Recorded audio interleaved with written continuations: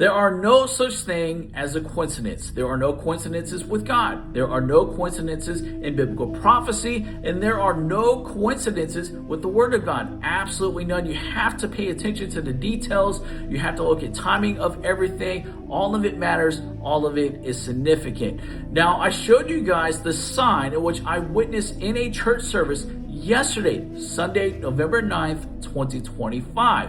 I asked you in that video, what do you think it means? If you haven't seen that, go watch part 1 of this video. Now, today is officially Monday, November 10th, 2025, and they officially voted to open up the government. Now, the shutdown of the government officially began on October 1st of 2025, which means yesterday on the 9th, when I witnessed this sign occurred on the 40th day of the shutdown. That was the last day. They voted today to open it up. The number 40, it symbolizes and it represents testing and tribulation. Israel wandered the desert for 40 years. Jesus fasted and prayed in the wilderness for 40 days. That number symbolically symbolizes testing and tribulation period. Now, let me show you this. Revelation chapter 3, after Jesus gives the warning to the 7 churches of Asia, he concludes with this in verse 20, and he says, "Behold, I stand at the door and knock. If anybody hears my voice and opens the door, I will come into him and dine with him, and he with me, and to him who overcomes." And that is the emphasis here and the purpose of it all. That word is extremely significant. Jesus is not just talking about those who believe in him. Jesus is talking about the believers who didn't just believe, but they were obedient and they walked in faith according to the word of God, according to the gospel, according to Jesus, and did not give up. They overcame the trials and the tribulations, even unto death. And this is why Jesus next gives us the example of his very own life. And he says, "To him who overcomes, I will grant to sit with me on my throne, as I also overcame and sat down with my Father on his throne.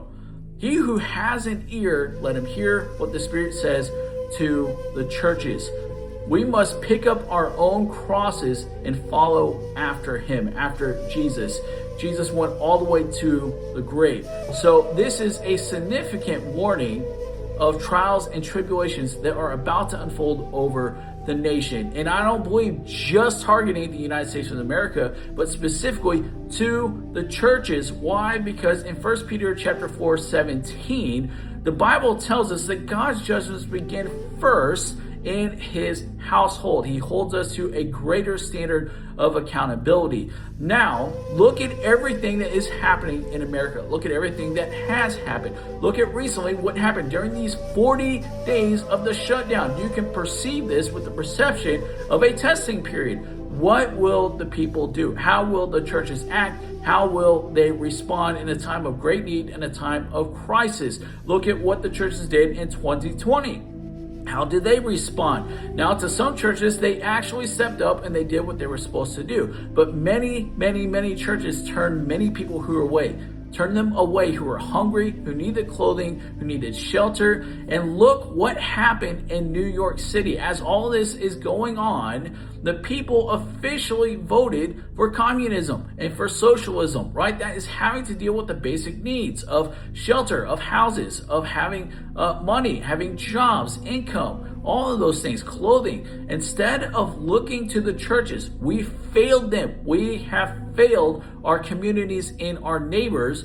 They have now looked to a different reward, a different message, to socialism over America. And so Jesus says that a house divided against itself will not stand. Great tribulation is about to come over the nation, and you better believe it. It is coming for the churches, and none of us are going to be exempt.